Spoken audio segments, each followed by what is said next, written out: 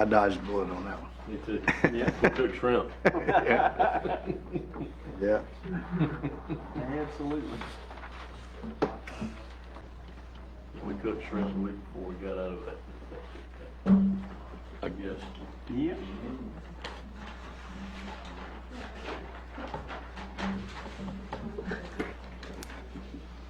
The magnets are starting to fail me, and they're flopping down all the time.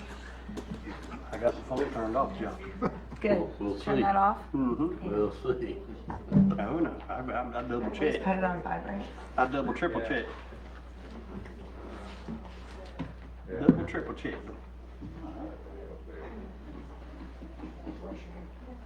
Remember that man right there, I wouldn't have a phone. All right, everyone, let's get started. We'll do the invocation. Dear Heavenly Father, we just thank you for allowing us to be here tonight to do the business of the county. Dear Lord, we just pray that you'll be with every one of our soldiers overseas, our law enforcement, first responders, EMS, and fire. And dear Lord, we just thank you for allowing us to be in Wakulla County, dear Lord. In Jesus' name we pray. Amen. Amen. I pledge allegiance to the flag of the United States of America and to the republic for which it stands, one nation, under God, indivisible, with liberty and justice for all. All right. Thank you, everyone, for coming. Approval of the agenda. Let's to approve. Have a motion? Have a second. All in favor? Aye. Any nays? Passes 5-0. Citizens to be heard, Miss Jessica. First up, Mr. Andrew Riddle.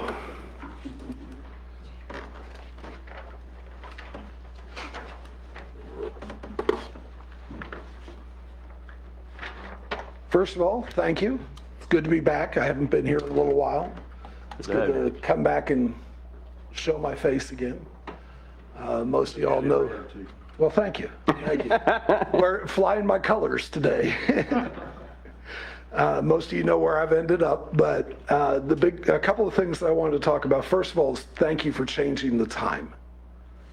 For some of us now, that means a great deal. That means I can actually come to these meetings again, should I choose to, instead of sitting at my desk with the phone propped up and the video running. It's a lot easier. You get a lot more out of it when you come to the meeting.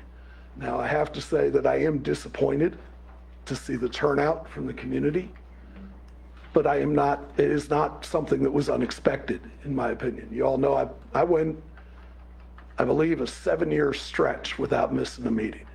And, I've seen you all do this before. I'm hoping that we can get more citizen involvement. That's what we really need. And for anybody that's watching the video, if you want to see change, you need to be involved. If you're not involved, then it's going to be following Einstein's quote of, what do you get when you do the same thing over and over again? You don't get anything, you get the exact same result. The other thing that I wanted to do is I wanted to come up and thank you all. We're getting close.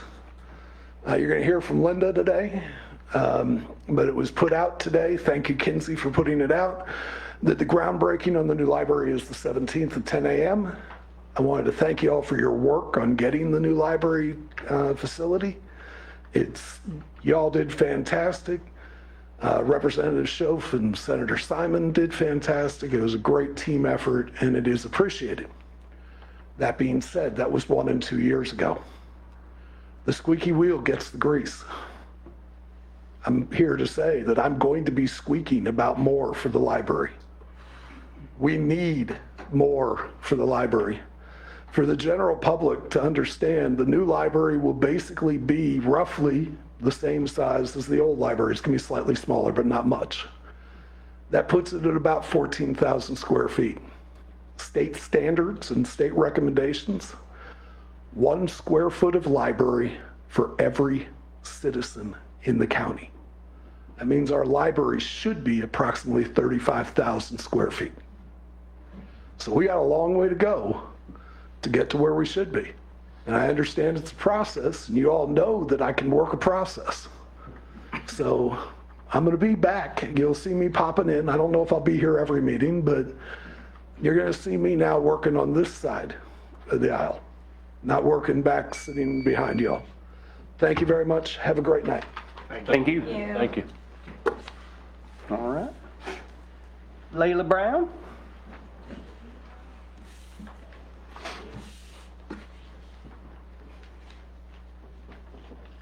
Hello, my name is Layla Brown, and today I'll be speaking to y'all about 4-H.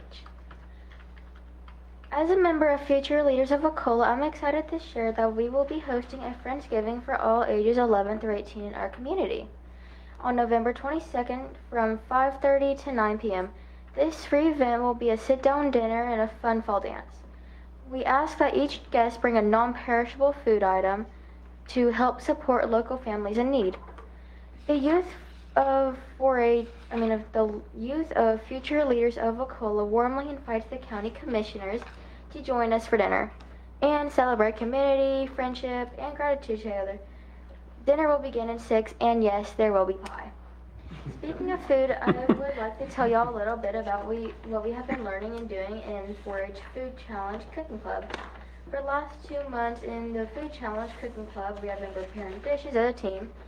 Each of us takes a task of preparing, creating a recipe, cooking, and presenting our finished work. So in the spur of the moment, we pick out recipes to go with our surprise ingredient we are going to use. Make a recipe, prepare the dish, a plate, or culinary ensemble. Each team member will tell a little bit about the process of how we made our dish, what ingredients we used, what food groups are represented, and what we made in our presentation of our plate. On November 14th, we will be representing Wakulla County, competing against other counties at the North Florida Fair.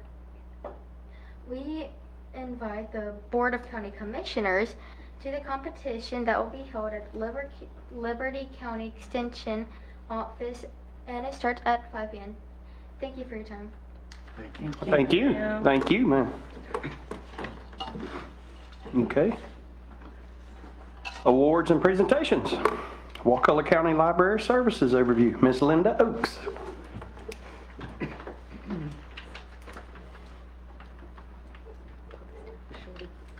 Good evening, Commissioners.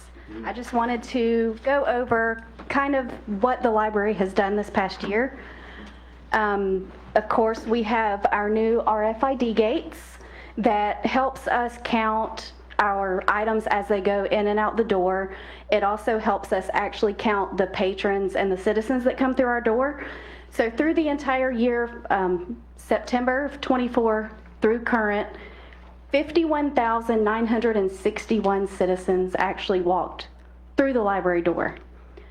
And we also added, we have citizens that will donate their books and materials, and we go through those. If we don't add them to our collection, they go into our book sale that raises money for the library. But we added $20,615 worth of value into our collection, which makes the value of our entire library collection $887,726. And also, we get, of course, our funding through the commission, also through state aid to libraries, and then the Friends of the Library also give us some funding. So that helps us. We have electronic resources. We have our ebooks that are books on tablets, phones. They can be e-audio, so they can be listened to while traveling. A lot of our patrons love that. And then our patrons are loving physical items. And we do our best to keep those up to date, new materials. And as of this report, our patron count is 13,259 patrons that we actually serve. And we have our community programs. These are programs such as Book Bunch that are Tuesday mornings at 10 a.m., Book Babies that are Wednesday mornings. We have Lego Club that's twice a month. And we also have Teen and Middle Manga Clubs. That's one of our newer clubs that Patricia Owens has come in and done a great job getting the participation with that with our teens. Lego Robotics is a new one. We've partnered with a local Tyson Folsom, and he's come in and really taken that on. We'll be going up to in Tallahassee in December for competition with that. So we're excited to see where that goes. We've started Mommy and Me Yoga with Lauren Hurst. She's about to become a mom tomorrow evening, hopefully. And then these numbers don't include the Trick or Treat Story Walk that, of course, you all just saw we did. That's thousands of people and always very well attended. We always have a wonderful time. And we actually was able to extend into Hudson Park this year, which we really enjoyed, and everyone that was over there really enjoyed being over there. We averaged at least 6,000 people to this event every year.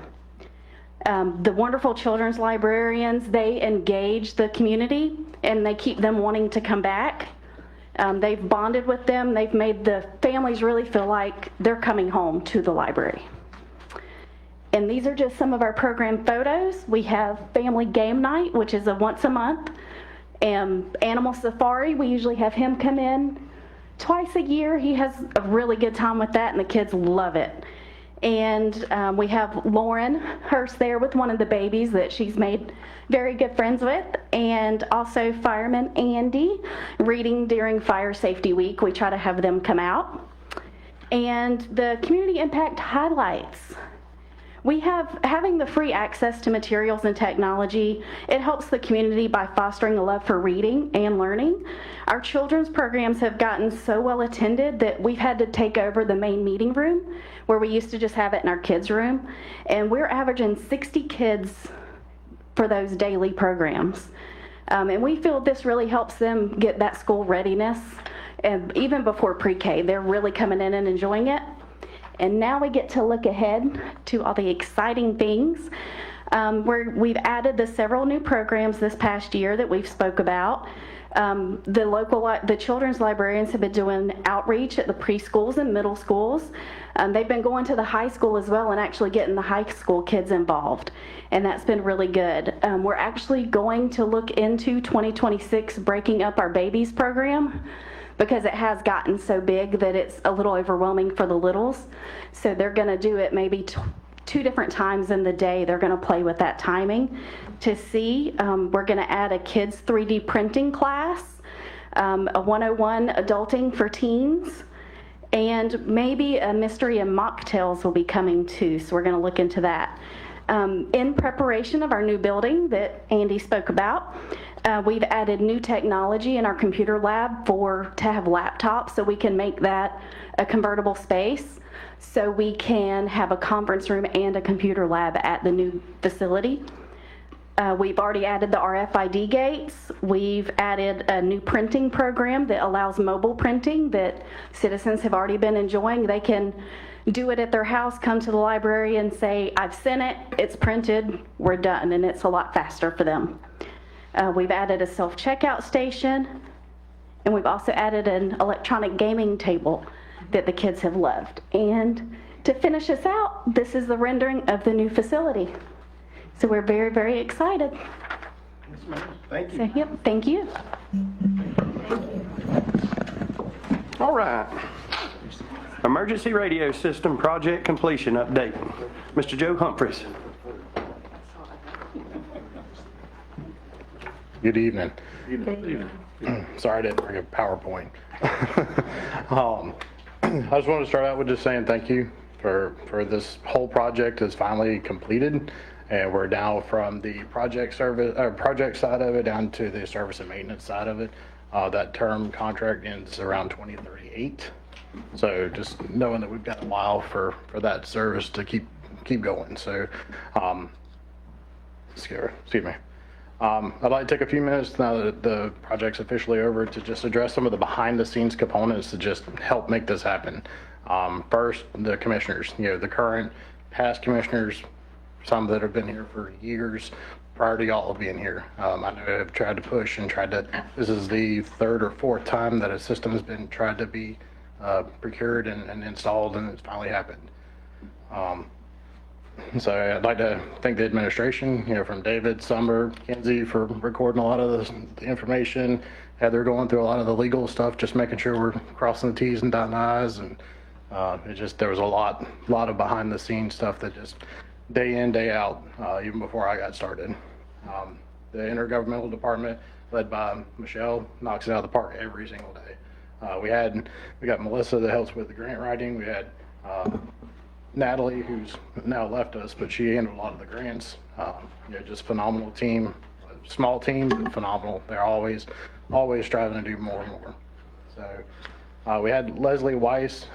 She was involved with the Triumph Board prior to me being involved, but she helped steer that board into granting us the funds. Triumph and Gulf Coast for just the phenomenal opportunity to get funding, just to have that ability to make this project happen. Zoning and planning for everything from just getting all the permits, helping with the vendors, getting everything, again, all the T's crossed, I's dotted, and make sure everything's going the way it should go in the county. And Road and Bridge, they really stepped up. They cleared 4 all land sites, made it where we could start working in it. They went from very heavy wooded areas to cleared for towers. Plus they also helped with storing some of the equipment and even provided a couple of staff for helping with during the testing phase of it. So really helped out tremendously there. Fire rescue and sheriff's office both were kind of the guinea pigs. They did a lot. I can't speak for the number of hours that those 2 departments just put into the system. I mean, from everything from working with us, working with the vendors, testing something, hey, run over here, see if it works here. See, just the hours and hours of endless testing and trial and error, getting things just massaged out perfectly. The dispatch team, if you ever have an opportunity to sit and dispatch for 10 minutes on a day, that you will have a whole new respect for those people. Those people do multitasking at a whole nother level that most people could not fathom. And with them, we changed everything in their world about 3 times. So when they were just getting familiar with one thing, we changed it. But it's phenomenal. It's the technology in the system, which I'll get into that in a little bit, but it was so much more than I think anybody really anticipated. The Motorola's team, I mean, those are some of the world leaders and some of the technology they brought in, especially from the civil engineering team with Jay Nix leading that crew, and I think most of y'all met him over the time. Some of his team with Johan, and the project management team with Buster and Jeff Koronic. The engineering, I think at one point I had 22 field engineers on site. Just trying to make sure everything was dialed in. And it was 2 o'clock in the morning, hey, I've got a problem. And we'd have 6 people show up. I mean, it was phenomenal, the amount of outreach. Even during one of the storms, I think it was Milton, we actually had, or I think it was Helene, we actually had their emergency response team in county. They responded, we didn't have any damage, but they showed up just to make sure we were good. That team, I don't know if y'all have any experience with those, but I've been working with them since 2018. And those guys, that team is phenomenal with just anything regarding any type of response. I actually started working with them in 2004. It's the first time I met them. All their subcontractors, they used a lot of local, from Anytime Electric, Keller Mechanical, Joel Offenson. Some of their contracted ones with United Towers built the sites, from the ground side to the shelters to the towers. We got a local service shop, Mobile Communications. That team here, it's a small team again, but they're definitely learning along the way, and definitely some of the top professionals that we can have down here supporting us. From Tusa Consulting, they were reading the contract line by line every single day, giving me a headache.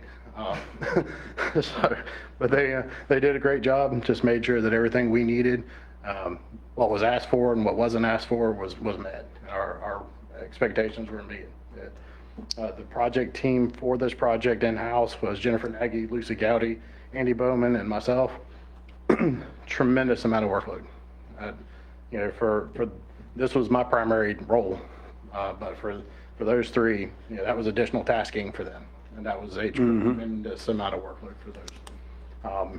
And again, they were there step by step through the whole process. So I want to take a second to thank the citizens too. I mean, we blocked roads. We took over highways for short amounts of time while we were working cranes and semis. But just giving us and trusting us with the process. You know, for anybody that's been in this county for any amount of time, that's been aware of how the former radio system was, it was needed. It was definitely needed. Yeah, it was unsafe. It was, between that and the ability to communicate amongst ourselves, what was horrible. So we, you know, as county employees, we do strive each day to try to do the best service we can for the citizens. And I hope that they can kind of see that this is another one of those projects that they don't really see, but they do get the benefit of. You know, every single sheriff's deputy, every single fire ambulance, those are all using this system. We have road and bridge on it. We have radios for animal control, animal service. I'll hopefully have them to them this week, so that we'll just try to keep building this out. A little background on the actual project and kind of what we've gone through. In roughly 14 months, we kept a pace that not many people believed we could keep. The project replaced a single site transmit and three individual tower site receive sites to a 6-site simulcast, which basically means all 6 sites transmit and receive at the same time. That in itself is not an easy task. Again, we went to 2 existing sites and 4 brand new sites that were trees and dirt, and we made it tower sites. With that, we went from essentially, for the last 30 years, we were going off of 1 to 2 channels for law enforcement, and 1 channel for EMS, and 1 channel for fire. We now have the ability to do 11 separate radio transmissions at the same time now. We were able to turn around and implement encryption. That helps definitely our law enforcement side, helps with fire rescue, with HIPAA requirements, being able to give door codes, things like that over there, without giving it to everybody just to be able to hear. I know I've heard a lot of war stories that many people are grateful of having that part of implemented also. With that, the technology with this system allowed us to reach beyond our borders and also within our borders. So we've been able to reach out and make connections to Leon County, City of Tallahassee, for mutual aid responses, for just joint operations. We've got the ability back to work with state agencies, some federal agencies. There's more in the works as far as like just the wildlife refuge. You having the ability to talk to them for a fire response. Just that connection is something we've never actually been able to have before. And that's kind of the strive, is trying to make it where we can do and work with whoever we need to at a moment's notice. You know, the whole trying to work off of cell phones never will last very long. That's a one-on-one conversation over radio. Everybody hears at the same time. Big result of that was during the second storm last year, Milton. So the response and recovery from the first storm to the second storm was night and day. We had everybody on the radio system for the second one, and it was within 6 hours, I believe, we had the county cleaned up and roadways cleared. I mean, it was a huge increase, and that was at night. So, excuse me. We've also turned around and been able to, within the project, we actually rebuilt the former system. Rebuilt that system, kept the licenses, and actually enhanced that with still only 1 tower. So we've got an additional standalone backup system if we ever need it. It also allows us to do mutual aid for anybody else coming into the county that may or may not already have ours. You know we got a medical helicopter in the county. On top of that one, we also have 6 other helicopters, medical helicopters that can talk on our system to our ambulances. It's programmed in their radios, ready to go. Sheriff's Office, Leon County, we've got their helicopters are on the radio system. They can talk directly to our deputies in the field. We used them for the search and rescue a couple of weeks ago. So no more patches. Right.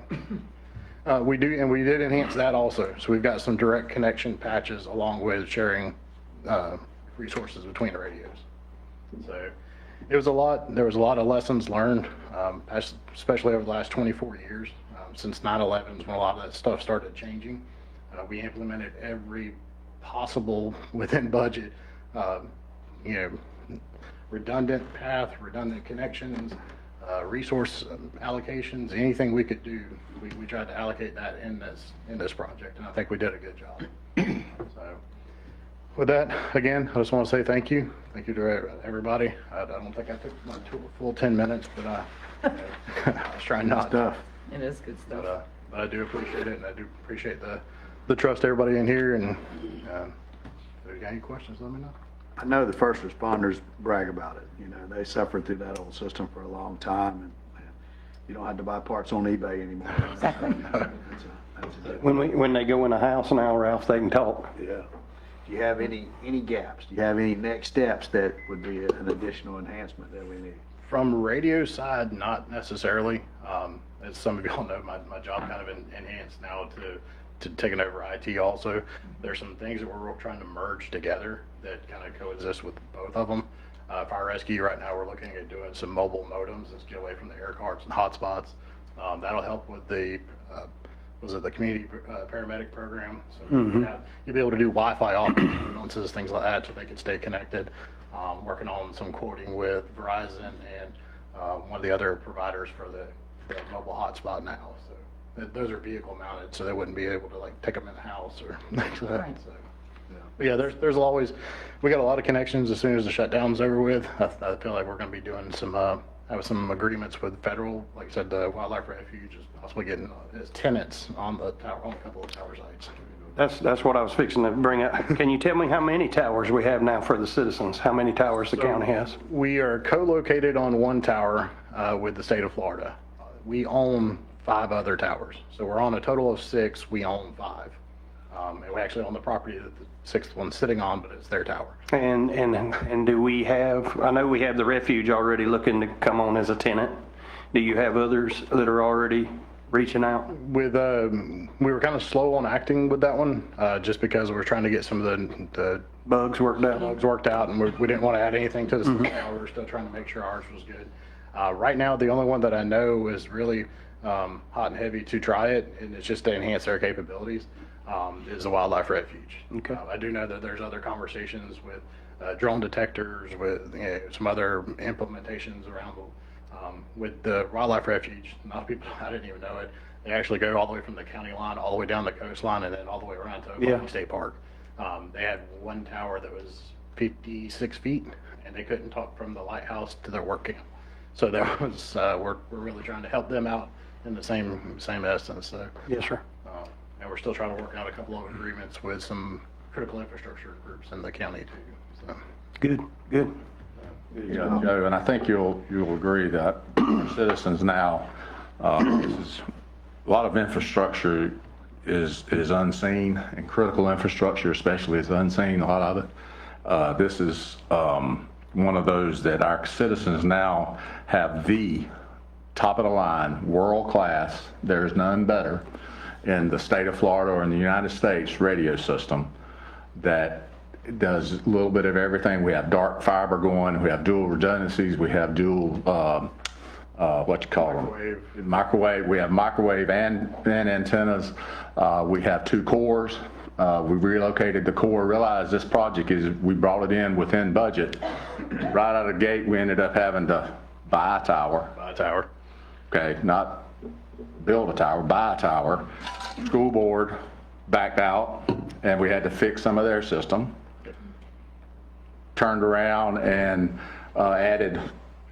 moved the core from where we had originally had it. Had problems with the Smith Creek Tower. We had to fix it. A litany of issues, but we fought through it and kept pushing the ball forward, and it came in at budget where it should be and on time. And that's a testament to Joe and the team, the Motorola team, and Tusa team, but also our staff here that kept pushing the ball forward. Michelle, she kept pushing the ball forward as well, and our partners with Triumph Gulf Coast. But like I say, this is our citizens should be very happy. Hopefully they will never a citizen will not need this. But I can tell you from listening in, as Joe said, the key to all this is dispatchers. Absolutely. You listen on these radios, buddy. And Fred can tell you, if it wasn't for the dispatchers, They're the lifeline. they're the lifeline, buddy. They're the lifeline. And I listen, I ran with that old system. Yeah. We'd go in houses and we could not talk. Yeah. we'd go in the national forest, we could not talk. But it's made such a difference, and our citizens are safer today than they've ever been because of this radio. And our first responders. And our first responders and our citizens Yep. are safer today. And thank you, Joe, and thank you, board, for believing in us and believing in the stretch that we were trying to get you to go in, and it's going to be okay. You sure, David? You sure, David? Yes, it's going to be okay. We're going to get through this, and we're going to get funded. And we tried the legislature. We tried we tried Gulf Triumph 2 or 3 times. They kicked us back to the legislature. The legislature kicked us back to them. Eventually, I mean, for years and years and years, but it was one of the things we don't ever give up. And we believe we're give the up. first county to access these funds through the Triumph. Yes. At first, they told us, no, that's not an allowable use, and then here we are. That's right. And we reminded them that it is allowable, and so did the legislature. And and then we had some that said, well, you need to just use the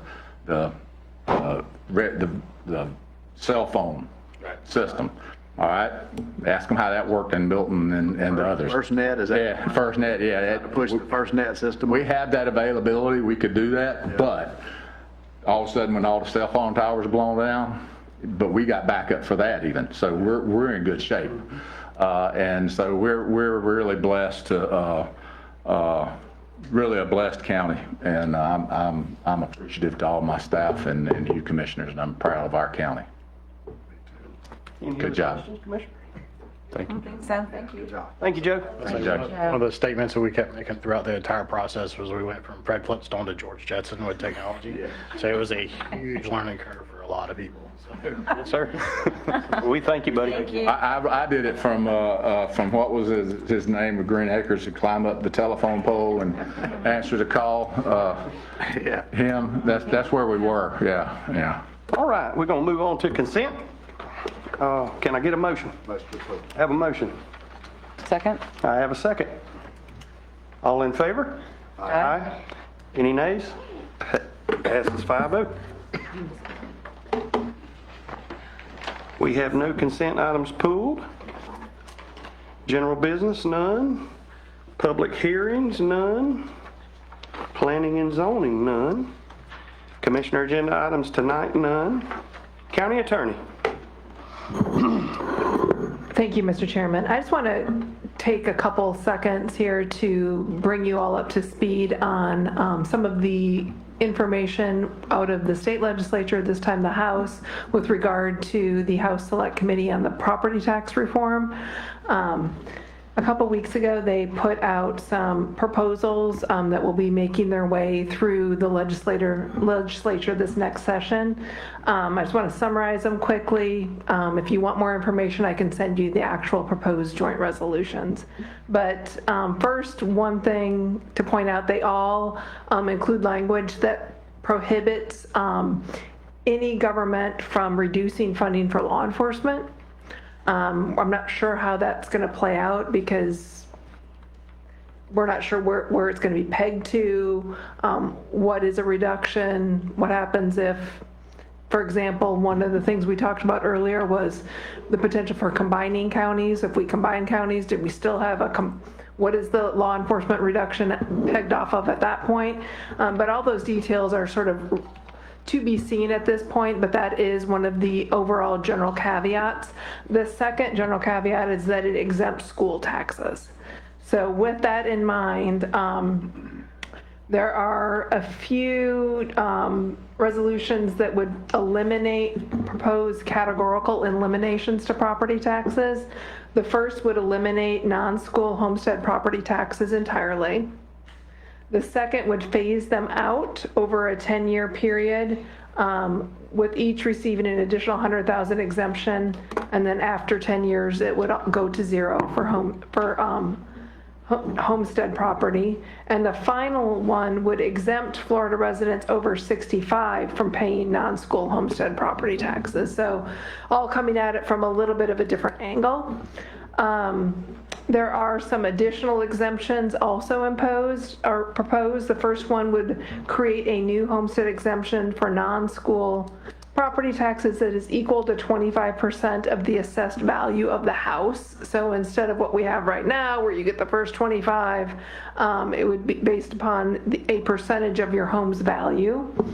The second additional exemption that is being proposed would create a new property insurance relief homestead tax exemption, where if you have property insurance, you will be entitled to an additional $100,000 exemption. There are then a few reforms that are being proposed. One would eliminate the cap on the portability. The second would limit the growth in assessed value. Right now, if you have homestead, your assessed value can't increase more than 3% per year. This would change it to 3% over 3 years for homestead, and then for non-homestead property, the current cap is 10%. No, it's 5%. They would change, it's 15% over 3 years is what it would be changed to. Currently, it's 10% per year. And then finally, one proposal would include some additional voting requirements.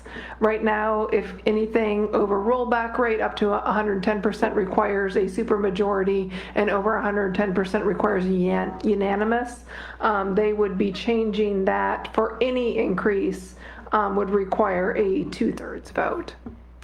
So those are some of the ideas that are being floated around. I think there's already some disagreement with the governor's office on those ideas, and I haven't seen what the Senate has rolled out at all. I don't think they've put anything on the table yet. So if I hear any more, I mean, both David and I are on the county's tax committee, so we kind of hear this stuff, and I think we'll be coming back to you as we hear more. And if you have any questions, or if you'd like copies of the actual proposals, I can get those to you. Just email me.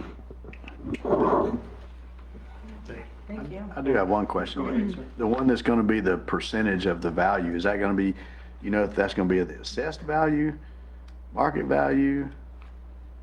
I don't know off the top of my head. I have to pull it, and I'm not sure that I don't think they've got that. they've seen that yet. On the ones that require a constitutional amendment, oftentimes you will see when the legislature comes up with constitutional amendments, they'll have implementing legislation along with it. They haven't released any implementing legislation. Do we have any history in the past of, these are kind of competing proposals? I don't know if they'll be winnowed down to just one, or we're going to have competing on the ballot. Has that ever happened before? So Like a shopping list of, I want this one but not that one? I'm not sure what's going to happen. They'll have to make it through the legislative session. I can tell you that the Speaker of the House's memo says it is our position that the House does not need to limit itself in presenting a single plan, but instead allow the people of Florida to choose some, all, or none. Now, there is actual case law out of the 3rd District where there was a proposal to eliminate a local fire committee board or something.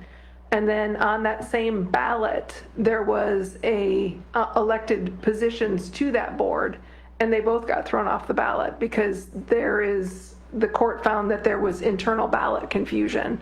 And so I think if all of these try to go on the ballot, there may be some legal challenges and some issues with the courts. Thank you. Because nobody would know what to vote on. I mean, what if they all pass? Well, they're giving you too many options there. Yeah. So, you know, it needs, exactly. So I think that will all sort of work its way through the legislative process. Okay. Thank you, ma'am. County Administrator. Yes, thank you. Good to be back. Thank you, Linda, for your update on the library. Appreciate that. And thank you also for you and your staff and all of our county staff that showed up and worked and was at the story walk. That was very, very good and very appreciative. It was a great community event, and it was really nice, and glad everybody was able to make it, and thank y'all. Speaking of that, on the 17th at 10 o'clock at the community center, the new library, where we'll have the groundbreaking at 10 on the 17th. Also, speaking of the legislature, we're going to have this Friday between 2 and 4 is our legislative delegation meeting. So I'm sure you'll all be there, bright, bushy. So other than that, I think that's about all I got. All right. Miss Jessica, any cards? Nope, that was it. Okay. Discussion issues by the commissioners. Commissioner Lawhorn. Miss Valerie? Nothing? All right. I'm gonna bring up, I'm doing a town hall in December for the citizens, and I really encourage y'all to come, because I'm gonna be covering Senate Bill 80 and the Live Local Act. So I highly encourage you to come so you can try to understand it. It does affect some of Wakulla County, and you need to be aware of it. Also, we had our CTST, our traffic safety team meeting, and we discussed this light here at Aaron Road. We really need a turn signal. We really pushed that on the DOT folks, and I'm gonna continue to follow up with that. And obviously, we talked to them about 98 Spring Creek Highway, 98 and Woodville Highway. They're still waiting for them to finish that out to see if they're going to do anything there at those two intersections. But that's pretty much it for me. Mr. Thomas? I do have a couple things. One, we've got a local ordinance that allows alcohol in, different areas, Woolly Park and places like that. The Chamber of Commerce has asked if we maybe consider doing a change to that ordinance. County owns that building, but we have I think a 99-year lease with the Chamber of Commerce. They have a lot of people that want to do, weddings, gatherings, things like that. We already have a precedence, golf course and different places where we do allow alcohol. We do require insurance. They got to make sure that they're holding the county harmless on that. And so I just want to see if there's any appetite from the board that we have staff move that forward to do a simple change to the ordinance, to add the old courthouse Chamber of Commerce building to that ordinance. Yes, sir. I don't have a problem with it. Miss Valerie? Miss Quincy? I don't have a And problem. can we add any other cleanups that need to be in there as well? Well, absolutely. Yeah, I mean, there's often unintended consequences, so if there's anything else that we need to address, Yeah. Well, there's a few little cleanups we need to make as well. So. yeah, hit it all up. Yes, sir. Good deal. All right. So the other thing, probably not quite as easy and low lift as that one. We've talked a lot about the budget and the income tax or the property taxes going away. I think that we need to maybe be proactive for that. Who knows? There's 12 proposals. Who knows what's going to come out of it? But I think that it would be good for us to kind of go through an exercise to show what that looks like, because if it gets dropped in our lap, whether we voted for it or not, whether the majority of people, even in Wakulla County, voted for it, it's going to be a statewide referendum. Mm-hmm. And so we may be forced to make some very tough decisions. We got past our budget. We got an approved balanced budget this year. My proposal is we take our current budget that we're operating under right now, and we just go with the assumption, what if that passes, and maybe a couple different scenarios. What if it completely eliminates property taxes? What would we do? Because we can't just stick our head in the sand. We're going to have to do something. We're going to have to make some tough decisions, make some tough cuts. We already know that there's not we hear people say, well, you guys have just raised taxes elsewhere. There's no capacity for that. No. You can raise a little bit, but there's no way you could offset that. Well, the statutes will shoot it down. Yeah, exactly. So I think we need to, this would not be binding, but I think it would be a good exercise. Let's go through, I talked to David, I talked to Kelly about this, so I know it's going to be a bit of a lift for her. But let's first exempt out anything that's a dedicated fund that's not going to be impacted by this. Like say building department, they're self-sufficient. Their fees pay for themselves. We don't need to consider that. But the ones that are discretionary that we could, be impacted by loss of that, I think it's incumbent upon us to start listing those things. My opinion, I think we'll probably all agree that public safety is going to be the last thing on the list, and it sounds like it's going to be statutorily on the list, so it wouldn't matter if we want to cut it anyway. But I don't think any of us do. But I think that we ought to go through that with two scenarios. One is if all property taxes get eliminated, And two, if just the homestead properties get eliminated. It's much smaller, I don't know, not a lot smaller. We got mostly owner-occupied primary residences in our county, but I think we need to know those numbers, and I think we need to say that, hey, if this goes away, this is the real cost of that. This is the real consequence. And I think whatever we come up with, there'll be people that agree and disagree with some of that, but at least it's a starting point. You know, nothing's binding, and we may not even agree on cut this but not cut that. But I think we ought to go through that drill and say, well, this is what it looks like. And if we get put in that situation, we're going to have to deal with it. This is what we're going to do. So, Are we using the Heather list? yeah. Well, I mean, I don't think we need to do 12 scenarios. No, I don't. No, just the two. I am, No, I think two's enough. Just the two that he recommended. Yeah, we've got that. So maybe if y'all can give it some thought, if we need to maybe have a workshop first and we kind of prioritize some things to make it easier, you know, give that some thought and talk it over to Kelly and let's find out, because I think it'd be good.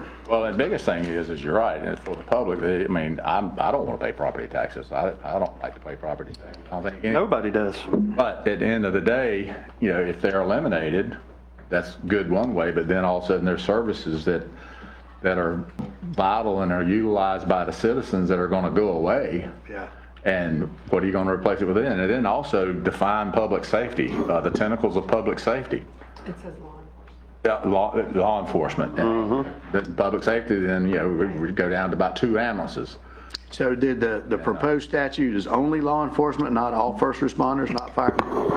Well, the speaker's memo is where, and we'd have to dig through the individual proposals and see what ends up coming out of the House, but the speaker's memo only keys it to law enforcement.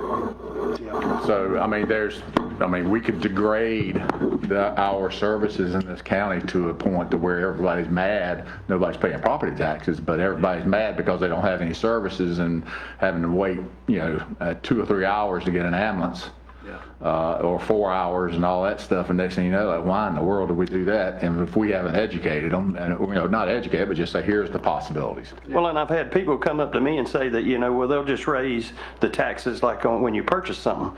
Well, that's statutorily, you can only go. Well, and that's set by the That's set by the legislature, and you can't, so, and it would never, ever make it up. I mean, this thing has just got, and also, you know, borrowing, you know, it may say one day, we need to borrow some funding for something, and we're losing that ability to do that, because you no longer can you bond, and we go out to the bond market and get funding. So it's not as simple as it seems. Yeah, that's for sure. And trust me, I don't want to pay any property taxes. I pay enough, but I don't. No, it's an informed decision. It's got to be an informed decision. But I pay more in my cable bill and telephone right now, my cable and telephone, than I pay in property taxes. Yeah.